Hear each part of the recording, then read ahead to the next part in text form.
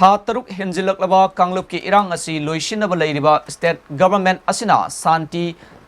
Hanjilaknaba Karigumba Lambi Amata Putoktaba Asida Wakhallon Mannaba Political Party Singna All Political Party Mifam Amako Viduna India ki Prime Minister Yauna Manipur Toliba Irang Asi Loishinaba Sinbiu Haiba Wafam Yauba Memorandum Ama Manipur ki Governor the Pisinkhre Haina Opposition ki Political Party Tarana MPCC ki Office da Paumi Singo Unaba Amada Fongdokre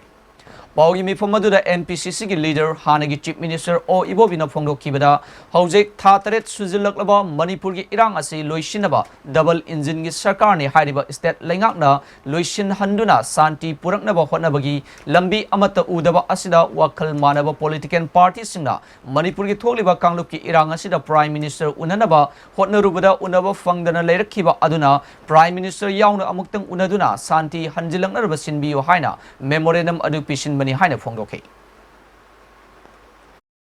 Mannaba political party masi koi jo khana baya wa khana matungda karino koi state sida koi tawgada bse laiba thiba da fongdoksi sahi tha taru khele tare changhale siboda solution amata koi yengde da kuda Manipur se kamai tawga shanti hanjalakada ge koi Manipur se peace high da shanti pamba Manipur laiba prada section putting adu hujik phauj da tha taru khela tare changhale siboda Karigumba ta koi future shanti lakna gi lambi se laiba state government sina plan ama yat prasu plan in the sense having a another Bahashira, misunderstanding later Bahashira, community and say Masigi leadership support, Masi Hamin another, Wari Shananaba, Waroishin number Portunabaki, Masigi solutions Portunaki, Lambi Yat Pesi, you other way Hana, Mayamji Computer, Wakhallon Mannaba, 10 political party leadership, Hakragi Mamanda, Lilida, Honorable Prime Minister, Unanabagi. Hamakhayangi Mayada, Honorable Prime Minister na America visit tawdini mamanga pai ngaijebani unanabasi solution si piu haina dunaba phangdana koi dum halakre ngaisira haisu moina ngairo no office gi maikai de help de koi dum halakre ada hosi phos de da tawri no bibam je koi su tawbam khangdaba haisu tare khud sa provoke sector khang ba haisu tare da seng na haiga di koi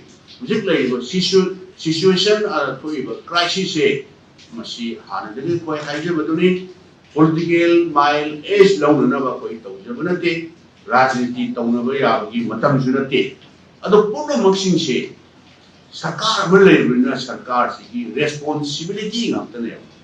law and order hairo misi mina tawri puno maksing se ado state ki labor state government ki level da moi solution si putokpa Warabdi Center ki makin lobata. Center labor sarkar sisu NDA government Honorable Prime Minister Narendra Modi na lead over government se. Sisu hujiksu sila BJP na lead over government se. Mayam na hainari bituni. Honorable Prime Minister masama na hainari double engine government. Ado na ngasi apoy tawji tawham kamdana constitution head hainari ni state sigi governor se. Sida apoy ke post tawa. Haijaba koi tawong kamdana la abani mateng pangbiyo khra maruiba role khra lobi dragadi state government da kawrga advice to bigera karino to biro koi haina una wajata uri